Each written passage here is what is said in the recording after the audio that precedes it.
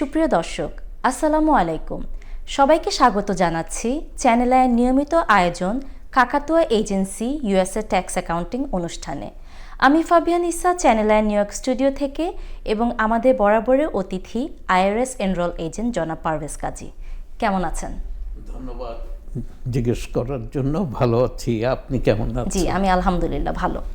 আজকে প্রোগ্রামটা শুরু করব, আমি একটু ক্যাপিটাল গেইন ট্যাক্স নিয়ে কথা বলতে চাচ্ছি। ক্যাপিটাল গেইন ট্যাক্সটা কি শুরুতে আমি যদি জানতে চাই। ধন্যবাদ। ক্যাপিটাল গেইন ট্যাক্স হচ্ছে যে আপনি যদি কোনো ইনভেস্টমেন্ট অথবা কোনো অ্যাসেট অথবা কোনো প্রপার্টি কিনে থাকেন, সেই প্রপার্টিটা যখন বিক্রি করবেন এবং এটা যদি ভ্যালু ইনক্রিজ করে আপনি কেনার পর, এবং সেই এক্সেস ভ্যালুতে অথবা ইনক্রিজড ভ্যালুতে আপনি যদি এটাকে বিক্রি করেন, এই যে মার্জিনটা ক্রিয়েট হলো, এটাকেই বলা হয় ক্যাপিটাল গেইন। উদাহরণ দিয়ে বলতে চাই যে ধরেন আপনি কিছু স্টকস অ্যান্ড বন্ডস কিনেছেন। আপনি স্টক কিনেছেন কোনো একটা কোম্পানির, সে ফর এক্সাম্পল টেসলার। আপনি কিনেছেন 200 টাকা পার স্টক, পার শেয়ার আপনি কিনেছেন, এবং 6 মাস পর আপনি দেখলেন এটার প্রাইস হচ্ছে 240। আপনি 10টা স্টক কিনেছিলেন 200 দিয়ে, এই 10টাই আপনি বিক্রি করে দিলেন 240-এ। এই যে গেইন $40 আপনি পার শেয়ার, যে গেইনটা হলো আপনার, এইটাকেই বলা হয় ক্যাপিটাল গেইন ট্যাক্স। এই গেইনটার উপরে আপনাকে যেই ট্যাক্সটা পে করতে হয় সেটা হচ্ছে ক্যাপিটাল গেইন ট্যাক্স। তাহলে যদি আরও এক্সাম্পল আমরা টানি, বাড়ির ক্ষেত্রে রিয়েল এস্টেট বিজনেসেও, তার মানে আমি যদি একটা বাড়ি কিনি তারপর সেটার ভ্যালু বাড়ছে, এটার মধ্যে তাহলে ক্যাপিটাল গেইন ট্যাক্সটা কি পড়ছে? জি, অবশ্যই, খুব ভালো প্রশ্ন। ধরেন আপনি একটা বাড়ি কিনেছেন 500,000 দিয়ে, 500,000, এবং বাড়িটা 3 বছর পর এইটার ভ্যালু 800,000। আপনাকে কি এখন এই 300,000-এর উপর ট্যাক্স পে করতে হবে? না। এখানে প্রশ্ন আসে realised gain or unrealised gain. মানে আপনি বাড়ি কিনেছেন 500,000-এ, বাড়ির দাম বেড়েছে 800,000, 300,000 আপনার গেইন, কিন্তু এটা আনরিয়ালাইজড গেইন। আপনি বাড়িটা বিক্রি করেননি, অতএব পজিশন আপনার ওপেন আছে, আপনি ক্লোজ করেননি। ক্লোজ না করা পর্যন্ত এটা ট্যাক্সেবল ইভেন্ট না। যখন আপনি ক্লোজ করবেন, তার মানে আপনি 300,000 রিয়ালাইজড করলেন, তখন এই 300,000-এর উপর আপনাকে ট্যাক্স পে করতে হবে। তার মানে আনটিল আমার কাছে ওই অ্যাসেটটা আছে, এখন আমি ইউটিলাইজ করিনি, তখন পর্যন্ত এটা আনরিয়ালাইজ থাকছে। যখন আমি বিক্রি করে ফেলছি তখন সেটা রিয়ালাইজড হচ্ছে। এবং যখন এখানে 2 ধরনের ক্যাপিটাল গেইন ট্যাক্স, একটা হচ্ছে short term capital gain tax, আরেকটা হচ্ছে লং টার্ম। শর্ট টার্ম, যদি আপনি কোনো অ্যাসেট প্রপার্টি যেটাই কিনেছেন, if you sell it within an year, 1 বছরের মধ্যে ওটা বিক্রি করে দিয়েছেন, তাহলে এটা শর্ট টার্ম ক্যাপিটাল গেইন। আর আপনি যদি more than a year hold করেন এবং তারপর বিক্রি করেন, এটা হবে long term capital gain. Short time long টার্মের উপর কি আমাদের ইন্টারেস্ট রেট বা ট্যাক্সটা কি একটু ভ্যারি করছে? ট্যাক্স রেট ভ্যারি করবে। শর্ট টার্মটা হচ্ছে একটু ট্যাক্স রেটটা একটু হাই, এবং এটা অর্ডিনারি ইনকামের সাথে গিয়ে যোগ হয়, এবং অর্ডিনারি ইনকাম ট্যাক্স রেট আপনার যা, সেটার উপরে আপনি এটা ট্যাক্স পে করেন। যারা একটু হাই ইনকাম আর্নার, তারা কিন্তু তাদের শর্ট টার্ম ক্যাপিটাল গেইন ট্যাক্সটা একটু বেশি এসে থাকে দেন লং টার্ম। আর long term capital gain tax হচ্ছে এটা সেপারেটলি ক্যালকুলেট হয়, এবং এটার রেটটা হচ্ছে প্রথম সার্টেইন ছাড় আছে, তারপরে 15%। ধরেন ম্যারিড ফাইলিং জয়েন্ট ফাইলার যারা, তারা 96,000 of their adjusted gross income, তাদেরকে কোনো ক্যাপিটাল গেইন ট্যাক্স পে করতে হয় না। এর উপরে যখন চলে যায় তখন তাকে 15% রেটে long term capital gain tax pay করতে হয়। এই ক্যাপিটাল গেইন ট্যাক্সটা যারা পে করে থাকে, অনেক সময় তো ট্যাক্স আমরা পে করি, আমরা জানি না যে কোন খাতে কতটা ট্যাক্স আমাদের যাচ্ছে। তো যারা আইআরএস এনরোলদের কাছে যারা যান, তারা কি আপনারা সবসময় কি জানিয়ে দিয়ে থাকেন যেটা আপনার ক্যাপিটাল গেইন ট্যাক্স থেকে যাচ্ছে? না, সব সময় জানায় দেওয়া হয় না, কিন্তু আমরা যেই ফর্মগুলো প্রিপেয়ার করি ওখানে কিন্তু এটা এক্সপ্লেইন করা থাকে, লেখা থাকে ক্যাপিটাল গেইন ট্যাক্স উনি কত পে করলেন। তো কেউ যদি দেখতে চায়, জানতে চায়, অথবা কেউ যদি জিজ্ঞেস করে, ডেফিনেটলি আমরা এটা রেসপন্স করি, অ্যান্সার করি। আবার অনেকে হয়তো ঠিক জানতেও চান না। যখন বড় আকারের ট্যাক্স বোঝা আসে তখন সকলেই জানতে চায়। কিন্তু ধরেন আপনি রেগুলারলি, ছোটোখাটো ট্যাক্স, আপনি স্টকস, যে প্রায়ই আমি বলে থাকি যে আজকাল আমরা প্রচুর পরিমাণে স্টকস অ্যান্ড বন্ডসে ইনভেস্ট করছি, বাই অ্যান্ড সেল করছি, এবং সেল করলেই ওটা কিন্তু ট্যাক্সেবল ইভেন। আমি ধরেন স্টক কিনেছি অনেকগুলো এবং সেল করিনি কিছু, দেন আমার ট্যাক্সে এটা কিছুই আসবে না, যেহেতু সেল না করা পর্যন্ত এটা ট্যাক্সেবল ইভেন্ট না। এখন আমি সেল করেছি এবং সেল করে দেখা গেছে আমার ক্যাপিটাল গেইন হয়েছে, সেই ক্যাপিটাল গেইনের উপর আমাকে ট্যাক্স পে করতে হয়। আমার তো লসও হতে পারে, আমার যে শুধু গেইন হবে স্টকস অ্যান্ড বন্ডসে, বিশেষ করে অন্য প্রপার্টিতে লস হওয়ার সম্ভাবনা কম, যেমন রিয়েল স্টেট অথবা অন্য কিছুতে। তো প্রপার্টিতে যখন, স্টকস অ্যান্ড বন্ডসে যখন লস হয়, আপনি কিন্তু কিছু ডিডাকশান পেতে পারেন আপনার ফাইলে, এবং সেটা হচ্ছে $3,000 ম্যাক্সিমাম ফর সিঙ্গেল অথবা ম্যারিড ফাইলিং। জয়েন্ট যারা ফাইল করছে তারা, ধরেন আপনার 30,000 লস হয়েছে, আপনি 3,000 দেখাতে পারছেন এই বছর, তো বাকি 27,000 কি হবে? সাধারণত প্রশ্ন উঠে, আমি তো 30,000 লস করেছি, আমি শুধুমাত্র 3,000 দেখালাম এবছর। যেহেতু লস দেখাবার একটা ক্যাপ আছে, সেটা হচ্ছে 3,000, বাকি 27,000 আমরা ক্যারি ফরওয়ার্ড করব পরবর্তী বছরগুলোতে। অতএব উনার কিন্তু 30,000 যে লস হয়েছে সেটা কিন্তু একেবারে চলে গেল না, এটা থেকে যাচ্ছে। উনি পরবর্তী বছরগুলোতে এই লস দেখাতে পারবেন।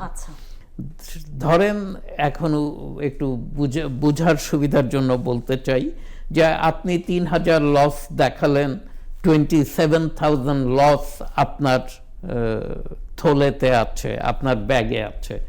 নেক্সট ইয়ার ক্যাপিটাল গেইনে আপনার 40,000 ক্যাপিটাল গেইন হয়ে গেছে, আপনি কত টাকার উপর ট্যাক্স দিবেন? 10,000-এর উপর। তাহলে সেক্ষেত্রে না, 27, আপনি তো 3,000 ওই বছর দেখিয়েছেন, 27,000 আছে, ক্যারি ফরওয়ার্ড করছেন। এখন 40,000 আপনার গেইন হয়েছে, অর্থাৎ 13,000-এর উপরে আপনি ক্যাপিটাল গেইন ট্যাক্স পে করছেন।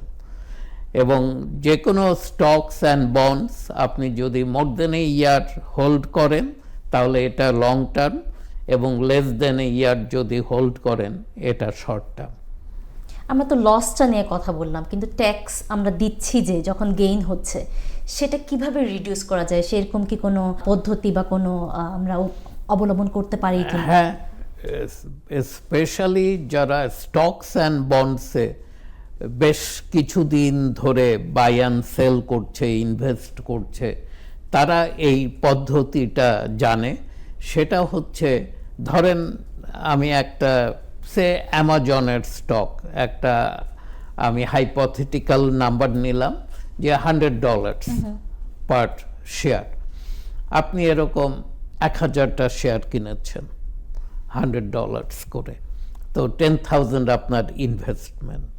আপনি দেখলেন যে এই শেয়ারগুলো হঠাৎ করে দাম কমে $50 হয়ে গেছে। তো যারা স্মার্ট ইনভেস্টর তারা করে কি, তারা এই শেয়ারগুলোকে সেল করে দেয় টু টেক দ্য লস, এবং 1 মাসের মধ্যে ও কিন্তু এগুলো কিনতে পারবে না। কিন্তু দ্যাট ইনভেস্টর তার ফার্ম বিলিভ যে এই Amazon stocks will come back, এবং উইল কাম ব্যাক মানে ভেরি সিগনিফিক্যান্টলি, হ্যাঁ, বেড়ে আসবে। তখন ওরা করে কি 1 মাস পর গিয়ে ওই স্টকগুলো আবার কিনে। এখন যখন কিনতে গেছে হয়তো এটা হয়ে গেছে $40, আরও কমেছে, ও কিনে নিল, হোল্ড করলো। ওর কিন্তু 5,000 লস ওর ব্যাগে আছে, ওর পকেটে আছে, any time he can or she can use. তো যখন এটা 40-50 হয়ে গেছে, ও আবার কিনলো 1 মাস পর। এরপর দেখা গেল 2 বছর পর এটা 120 হয়েছে পার শেয়ার। তো সে তখন এগুলোকে সেল করে দিল। সে ইনিশিয়ালি কিনেছিল 10,000-এ, বিক্রি করেছে 5,000-এ। পারভেজ কাজী, আইআরএস এনরোলড এজেন্ট, দীর্ঘদিনের অভিজ্ঞতা নিয়ে অত্যন্ত যত্ন সহকারে ট্যাক্স ফাইলিং করেন। তার প্রতিষ্ঠান কাকাতুয়া এজেন্সি নিয়ে তিনি কি বলছেন? কাকাতুয়া এজেন্সি সম্পর্কে বলবে আমাদের গ্রাহকরা, যারা গত 33 বছর ধরে আমাদের উপর আস্থা রেখে আসছেন। কাকাতুয়া agency, 8828 192 street, Jamaica, 3731 77th street, Jackson Heights, new York. কাকাতুয়া এজেন্সি জ্যাকসন হাইটসের 77 স্ট্রিটে অবস্থিত, প্রবাসীদের সেবায় একটি দীর্ঘ অভিজ্ঞতা সম্পন্ন প্রতিষ্ঠান।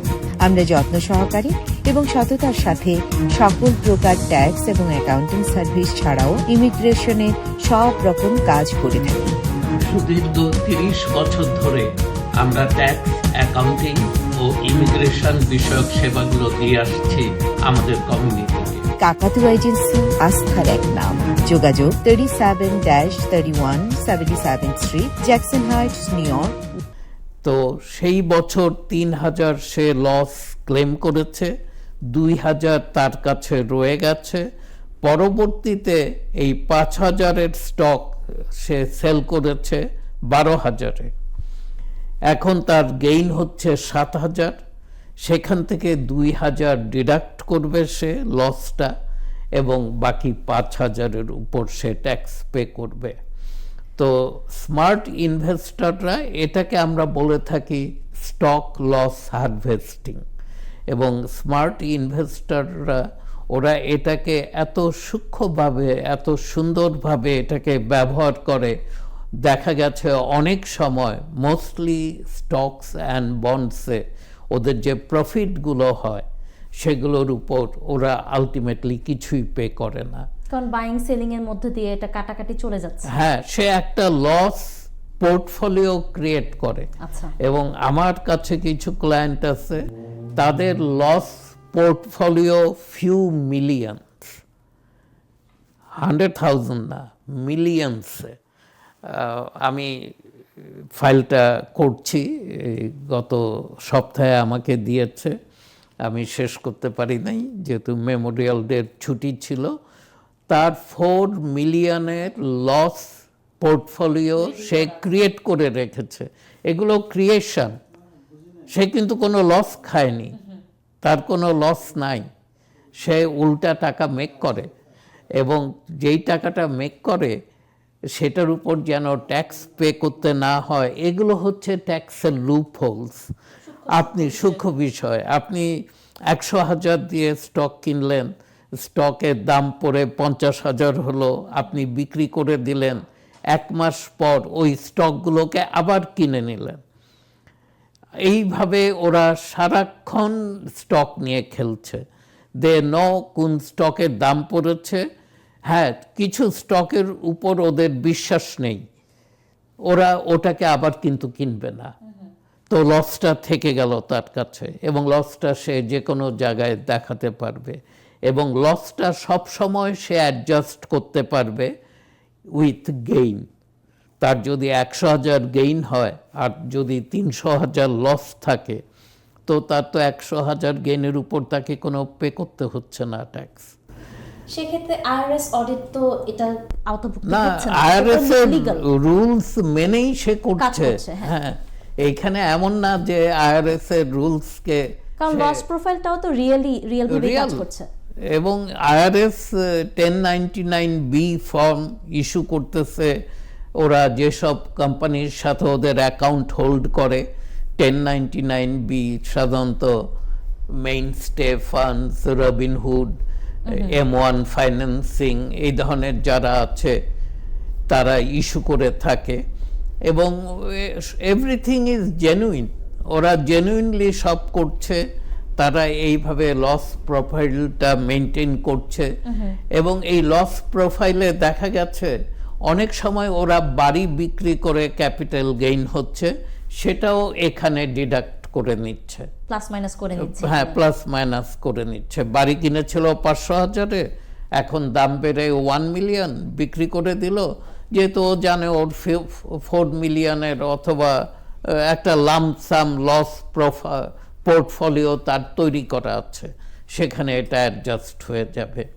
এইভাবে অনেকেই ক্যাপিটাল গেইন ট্যাক্সকে রিডিউস করতে পারে অথবা টোটালি অ্যাভয়েড করতে পারে। আরেকটা সুযোগ হচ্ছে ক্যাপিটাল গেইন ট্যাক্সে, স্পেশালি যারা হোম ওনার, আচ্ছা, অনেকে এইটা করে থাকেন এবং এটাও অল লিগাল। সেটা হচ্ছে যে আপনি একটা বাড়ি কিনেন, অনেক সময় দেখা গেছে ওরা একটু রান ডাউন প্রপার্টি কিনে। রান ডাউন প্রপার্টি বলতে যে প্রপার্টিটা গুড নেবারহুডে, কিন্তু বাড়িটায় হয়তো কোনো সমস্যা, অনেক দিন কেউ থাকেনি অথবা বাড়িটার মেইনটেনেন্স হয় নাই।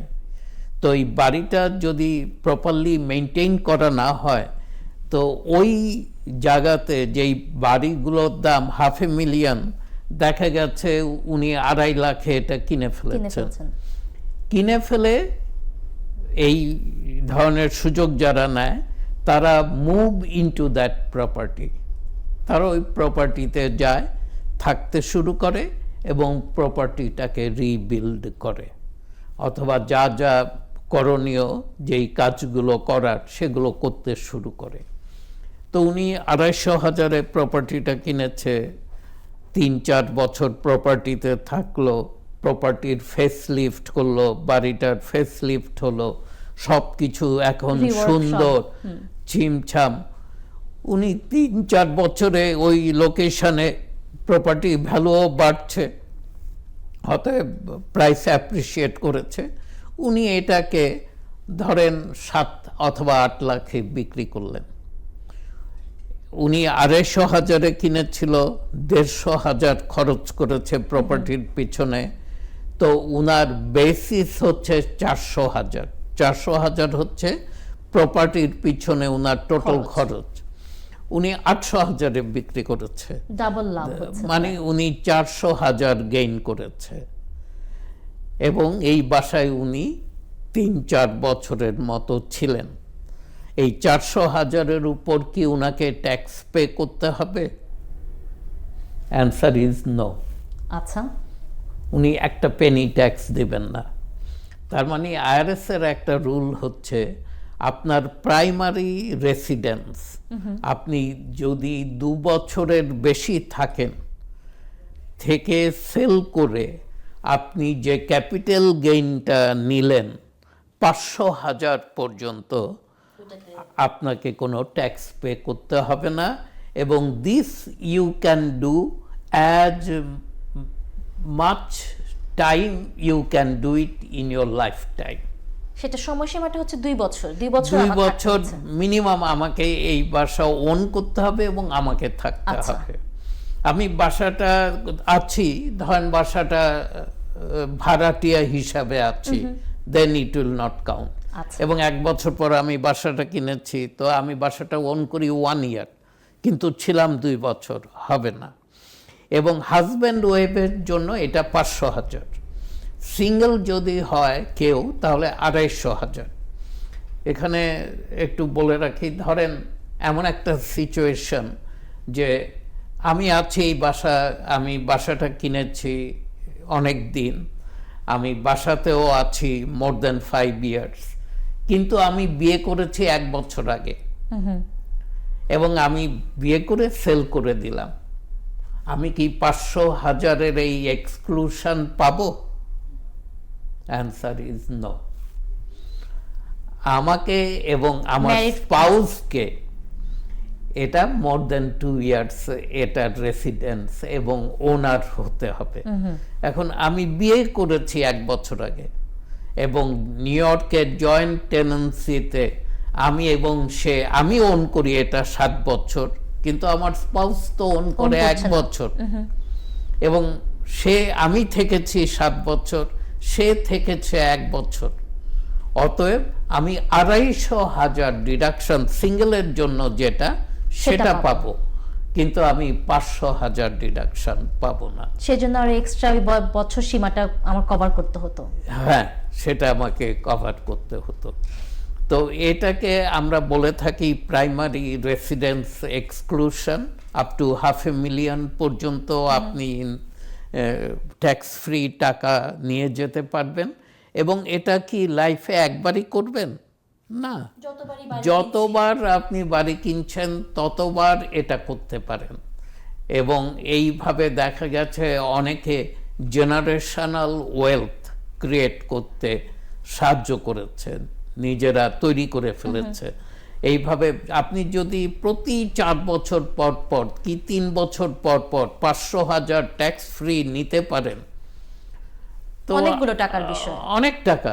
এবং এটা 3-4 বার করলেই তো $2 মিলিয়ন মতো আপনি সেভ করে ফেললেন, এবং ট্যাক্স ফ্রি। $2 মিলিয়ন যদি আপনাকে 20% রেটেও ট্যাক্স পে করতে হতো, তো আপনাকে 400,000 ট্যাক্স পে করতে হতো মিনিমাম। আমি ধরলাম যে আপনি 20% ট্যাক্স পে করবেন। জনাব পারভেজ কাজী, আপনাকে অসংখ্য ধন্যবাদ আমাদেরকে এত গুরুত্বপূর্ণ অনেকগুলো তথ্য দেওয়ার জন্য। আজকের পর্বে আমরা অনেকগুলো টপিক নিয়ে কথা বলেছি, কিন্তু তার মধ্যে প্রধান যেটা ছিল সেটা হচ্ছে ক্যাপিটাল গেইন ট্যাক্স, এবং আমরা জনাব পারভেজ কাজীর মাধ্যমে অনেকগুলো সূক্ষ্ম নিটিগ্রিটি ডিটেলস জানতে পেরেছি যে কিভাবে আমরা এই ট্যাক্সটাকে কমাতে পারি বা ইভেন অ্যাভয়েড করতে পারি। তো যে কোনো ধরনের প্রয়োজনে সাজেশন থাকবে, অবশ্যই যেন আমরা IRS এনরোল এজেন্টদের দ্বার প্রান্তে পৌঁছাই, যেন আমরা সঠিকভাবে ট্যাক্সটা রিডিউস করতে পারি এবং লিগালি ট্যাক্সটা রিডিউস করতে পারি। আমি ফাবিয়ান ইসা আজকে channel I knew York studio থেকে এখানেই বিদায় নিচ্ছি। আসসালামু আলাইকুম।